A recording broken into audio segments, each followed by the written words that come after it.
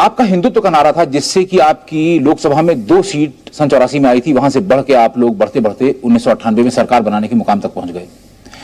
अब आपका हिंदुत्व का नारा भी फेल कर गया।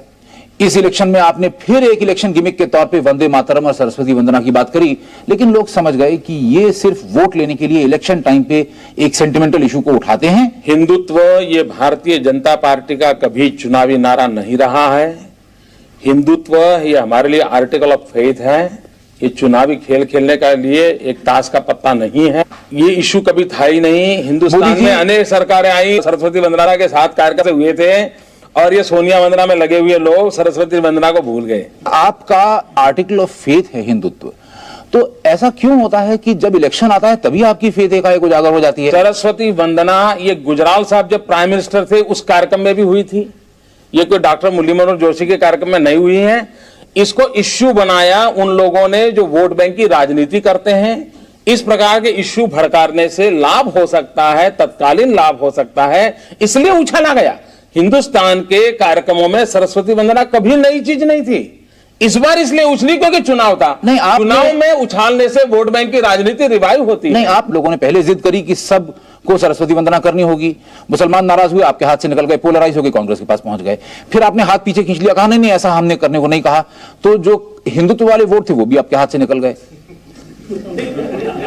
ये आपकी थियरी है, आप गलत सीक्वेंस के आधार पर बात बता रहे हो। जी, तो सही सीक्वेंस बताइए ना। मैंने बता दिया जी कि ये कांग्रेस देता हूं। जब 6 दिसंबर को अयोध्या में बाबरी मस्जिद का ढांचा गिराया गया तो शिवसेना ने सबसे आगे जाकर के झंडा गाड़ दिया, हमने गिराया, और उसको बड़े गौरव से उसको ओन किया।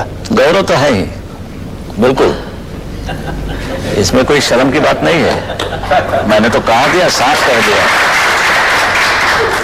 आप ये मानते हैं? ये बाबरी मस्जिद गिराने दी गई है। इसके नीचे हमारा जो टेम्पल था, मंदिर था राम का, वो हमने ऊपर लाया। वो जो ढांचा था वो मंदिर था क्या मस्जिद था?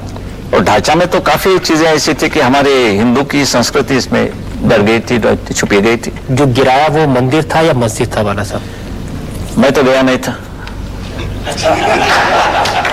और इसके लिए ऊपर क्या था नीचे क्या था मुझे इतना तो मालूम है। नीचे हमारा मंदिर था और कहीं पोर्शन था वो हिंदू संस्कृति की एक सिंबॉलिक बात थी। लेकिन लोग कहते हैं शिवसेना का तो वहां एक भी आदमी नहीं था। ना, ऐसे कैसे हो?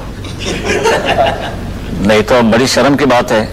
और आप ज्यादा पूछेंगे तो सीबीआई मेरे पीछे लगेगा। तर मित्रांनो, कसा वाटला तुम्हाला हा व्हिडिओ? जर का हा व्हिडिओ आवडला असेल तर व्हिडिओला लाईक आणि चॅनलला सबस्क्राईब नक्की करा आणि बेल आयकॉन नक्की प्रेस करा. जय महाराष्ट्र.